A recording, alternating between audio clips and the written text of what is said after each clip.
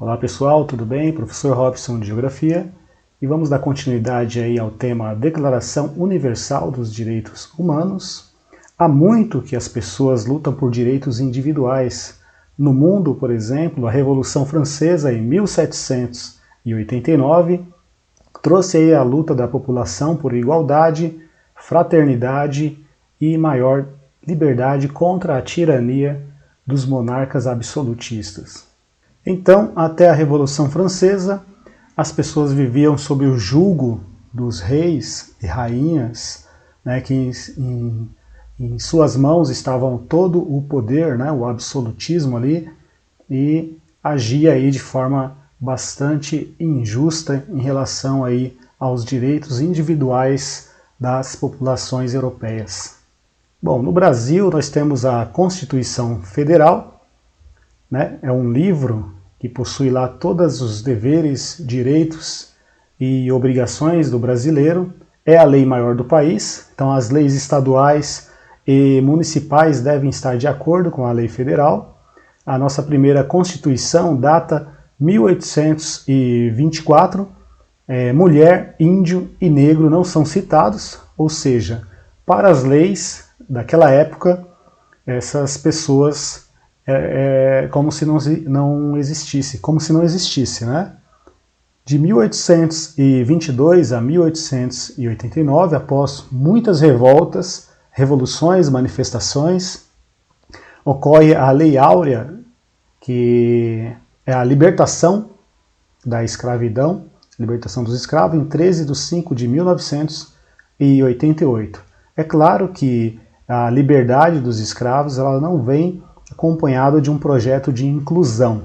Essas pessoas se viam livres, mas muitas vezes sem um projeto de inclusão educacional ou inclusão no mercado de trabalho, a vida deles continua muito difícil.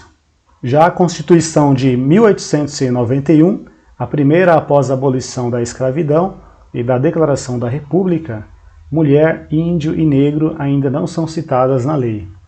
Constituição de 1934, todos os brasileiros são considerados iguais perante a lei e dá uma especial atenção aos direitos do trabalhador. A Constituição de 1937 já prevê a pena de morte para casos políticos. É um período autoritário no Brasil. A Constituição de 1946 é um primeiro momento de uma efetiva democracia representativa no país, até 1964, quando ocorre o golpe militar.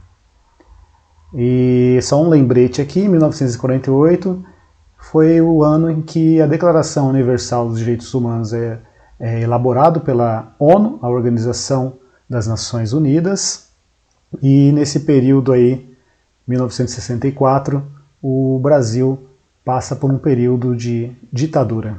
Já a Constituição de 1967 é um período bastante sombrio no Brasil, um período da ditadura. Ocorre a violação de vários direitos humanos.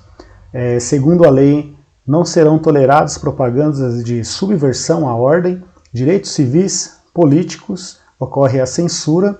É um período que muitos artistas são obrigados a sair do país e buscar refúgio em outras nações devido à perseguição política, à liberdade de expressão, você fazer uma crítica em relação ao que estava ocorrendo no país naquele momento era tido como uma afronta à ditadura militar aí. Então corria o risco de ser preso, então ocorreu várias violações aí dos direitos humanos. Como nós estamos frisando aí há algum tempo, após diversas manifestações, movimentos sociais, greve, o sangue de muitas pessoas, né, a luta de muitas pessoas em prol da democracia, uma democracia aí mais representativa, no qual o governo, né, represente a vontade da população. Após a década de 80, ocorre a redemocratização no Brasil. Já a Constituição de 1988, ele traz, né, que é atual, aliás, traz uma série de conquistas, de vitórias em relação aos direitos individuais, a liberdade religiosa, é claro que com respeito, né, a religião do outro, cada um segue a sua religião, então o Estado ele não obriga a pessoa a seguir determinada religião. A demarcação das terras indígenas, que é importante para a preservação e a continuidade dos povos nativos. A proteção contra a violência doméstica, no caso a mulher, né, já aparece na lei como uma série de direitos e proteção. A ampla defesa e acesso à justiça. Crianças e adolescentes são sujeitos de direitos e também direitos trabalhistas para proteger o trabalhador, né, trabalhos excessivos, condições inadequadas. Então aí na lei já traz aí uma proteção maior para o trabalhador. Em relação à educação, um avanço muito importante, o artigo 208, por exemplo, da Constituição de 1988, ele diz que o dever do Estado com a educação será efetivado mediante a garantia de educação básica, obrigatória e gratuita, dos 4 aos 17 anos de idade, assegurada inclusive a sua oferta gratuita para todos os que a ela não tiveram acesso na idade própria. Sabemos que o direito à educação pública e gratuita nem sempre foi um direito no Brasil. Isso é uma conquista e isso é importante para que a pessoa se instrua, se eduque e tenha consciência dos seus direitos e das suas responsabilidades, seus deveres e suas obrigações. Então, o conhecimento dessas leis, que muitas dessas conquistas foram, né, com base aí na luta de muitas pessoas, de manifestações. Então devemos conhecer, valorizar para que a gente não perca e para que não se repita aí as crueldades passadas aí no histórico do nosso país e do mundo.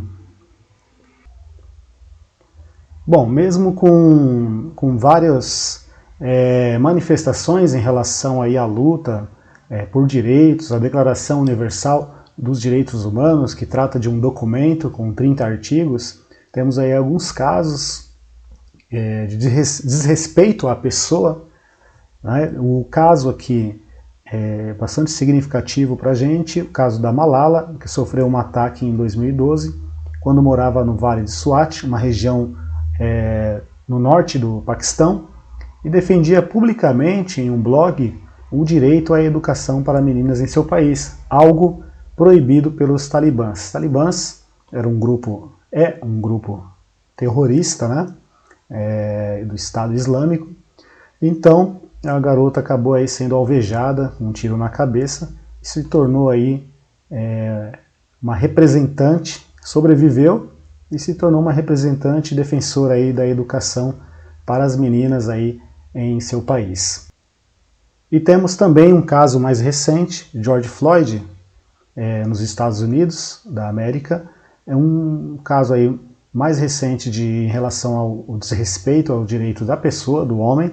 Foi um homem afro-americano que foi assassinado em Minneapolis no dia 25 de maio de 2020, estrangulado por um policial branco que ajoelhou-se em seu pescoço durante uma abordagem por supostamente usar uma nota falsificada de $20 em um supermercado. Então, nesse caso aqui, essa pessoa não teve direito aí a um julgamento, então ele teve a sua vida ceifada, né? Uma abordagem aí,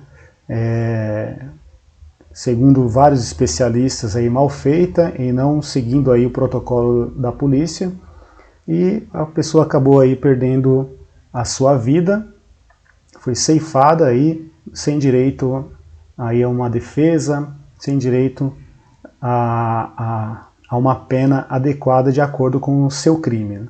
É isso que a Declaração Universal dos Direitos Humanos nos ensina, que toda pessoa merece o julgamento. Então, se for comprovado, que seja aplicada uma pena de acordo com o seu crime, né? E nesse caso aqui, ele já foi julgado e penalizado aí pelo seu crime. Então, pessoal, terminamos mais uma aula. Até a próxima.